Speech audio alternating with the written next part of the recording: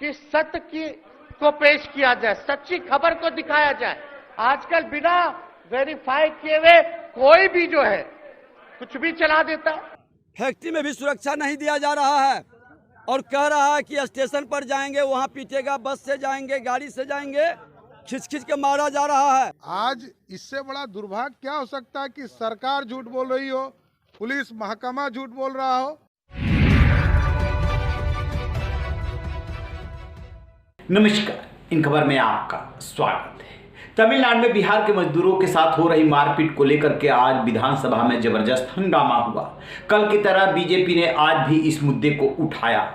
जवाब देने के लिए deputy chief minister Tejashwi Yadav आगे आए। आपको बता दें कि जब मारपीट हो रही थी उसी दिन वो 1 तारीख को तमिलनाडु के मुख्यमंत्री MK स्टालिन के जन्मदिन पे केक काटने के लिए पहुंचे थे। इसको भी लेकर के बीजेपी हमलावर है। फिर तेजस्वी यादव ने क्या कहा, पहले वो सुनिए, फिर बताते हैं कि अब आगे क्या होने वाला है।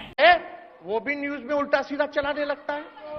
न्यूज का काम है महोदय, मीडिया का काम है कि सत्य को पेश किया जाए, सच्ची खबर को दिखाया जाए।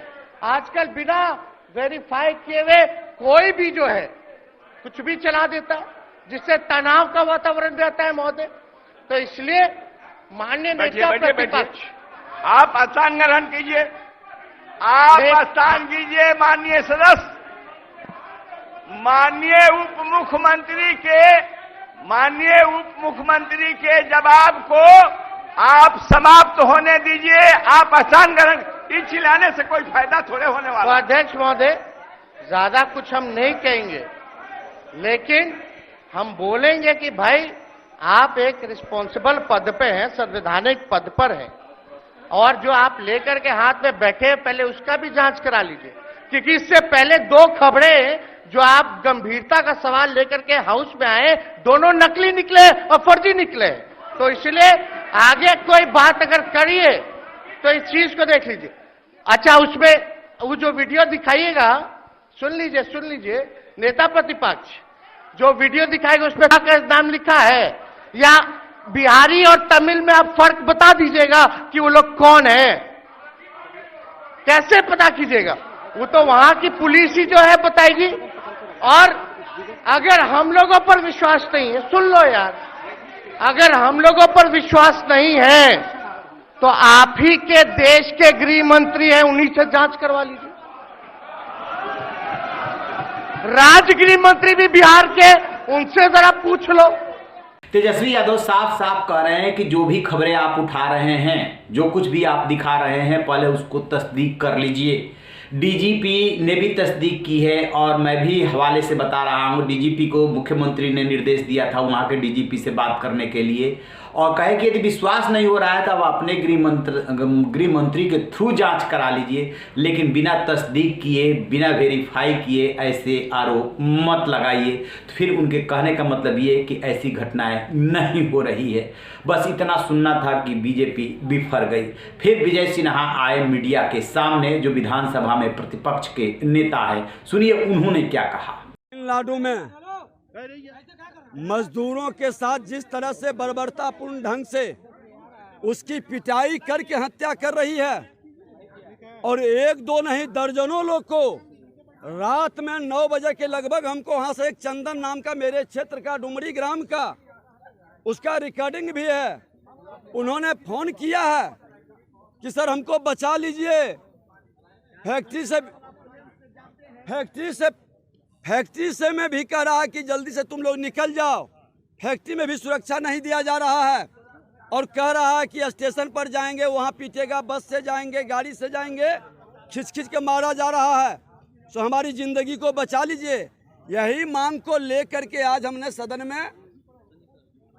में सरकार से उठाए, और माननीय उप मुख्यमंत्री जी, संसदीय कार्य मंत्री जी तो जिलेबी मंत्री हैं, वो जिलेबे की तरह बिछाई घुमाते हैं, लेकिन उप मुख्यमंत्री ने उठ के कहा कि ये भ्रामक है, झूठा है। ये स्पेशल विमान से जाते हैं केक काटने, वहाँ पर भ्रष्टाचारियों की जमात के साथ मिल करके ये अपनी राजनीति चमका रहे हैं, और हमारा बिहार का बेटा, बिहार का मजदूर, बिहार का श्रमिक, उसको पीट कर मार रहा है। इनके मुंह से आवाज़ नहीं निकलती है। हमने मांग किया कि एक स्पेशल टीम सदन के एक स्पेशल कमेटी को भेजिए, पदाधिकारियों की एक कमेटी को भेजिए और जितने मजदूर हैं उसको सुरक्षित बिहार लाइए। उसकी बजाय इन्होंने कह रहे हैं कि ज़्यादा व्याकुल मत होइए, गुंडा की भाषा बोलने लगे हैं। बिहार विधानसभा गुंडे की भाषा से नहीं चलेगा। ये लोकतंत्र का मंदिर है और अध्यक्ष का व्यवहार प्रतिपक्ष के नेता को नहीं बोलने देना और सत्ता पक्ष तेजी से इशारा लेते हैं कि बोलने दें, नहीं बोलने दें। ये लोकतंत्र के लिए सबसे बड़ा खतरनाक स्टेज है और सरकार का बयान पूरी तरह से झूठा है। वहाँ के डीजीपी का बयान पूरी तरह से झूठा, असत्य है। स्पेशल कमेटी यहाँ से जानी चाहिए और सरकार हमारे बिहार के मजदूरों का मान सम्मान के साथ उसको वापस लाए।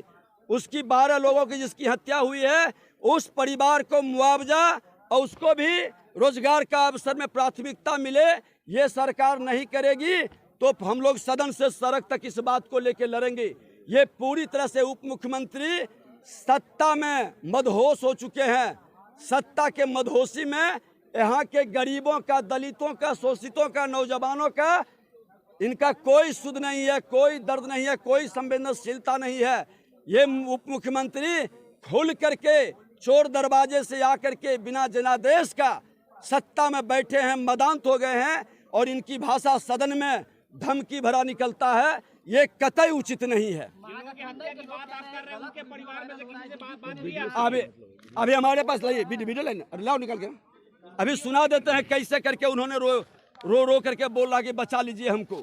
सुना आपने, विजय सिन्हा काफी फायर हैं। वो कह रहे हैं कि एक तरफ ऐसी घटनाएं घट रही है और सरकार उसे स्वीकार करने को तैयार नहीं है, फिर इलाज क्या करेगी। ठीक इसी तरीके से विधान परिषद में विपक्ष के नेता हैं सम्राट चौधरी, वो भी जम करके बरसे।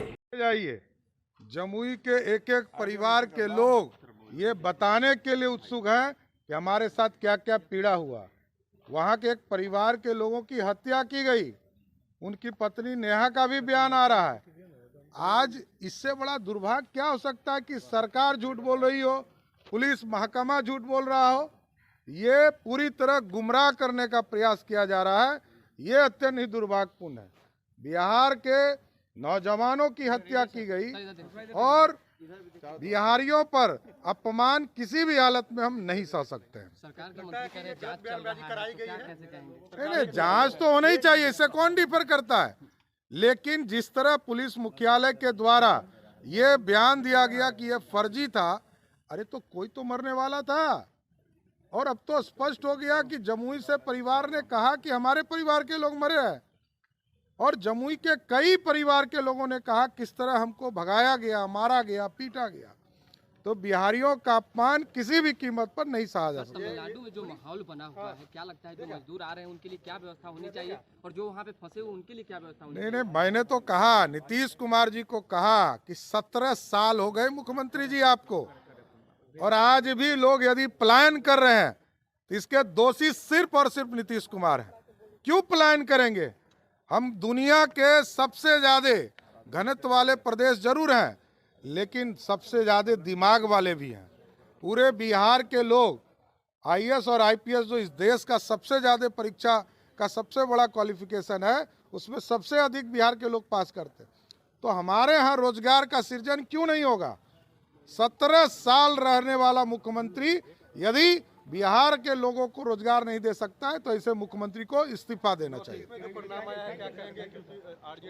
कहने का मतलब ये कि सत्ता पक्ष इस बात को नहीं मान रहा है, कह रहा है कि पहले वेरीफाई कीजिए, जो उन्हें जानकारी मिली है, जिस तरीके का घटना बताई जा रही है वैसी घटना नहीं हो रही है। और विपक्ष यानी कि बीजेपी काफी हमलावर है, वो कह रही है कि ऐसी घटनाएं हो रही है और सरकार हकीकत से मुंह मोड़ रही है। तेजस्वी यादव उस चीफ मिनिस्टर के जन्मदिन का केक काट रहे हैं जिनके राज्य में बिहार के लोग पीटे जा रहे हैं। इसको लेकर के एक और सवाल उठ रहा है कि 15 साल और 17 साल किसकी सत्ता रही, और सत्ता रही यदि इस दौरान रोजगार की व्यवस्था की गई होती तो बिहार के लोग बाहर लाठी डंडे खाने के लिए क्यों जाते? मुंबई हो, चेन्नई हो, बेंगलुरु हो, जहां भी देखिए वहीं बिहार के लोग लाठी डंडे खाते हैं, बिहारी मजदूर कहे जाते हैं, जैसे कि उनका तो कोई सम्मान ही ना हो। इसको लेकर के अब हो रहा है हंगामा। इसको लेकर जैसे ही अपडेट मिलेगा आपसे साझा करेंगे। रहिए बेखबर, देखते रहिए इन खबर। Thank you.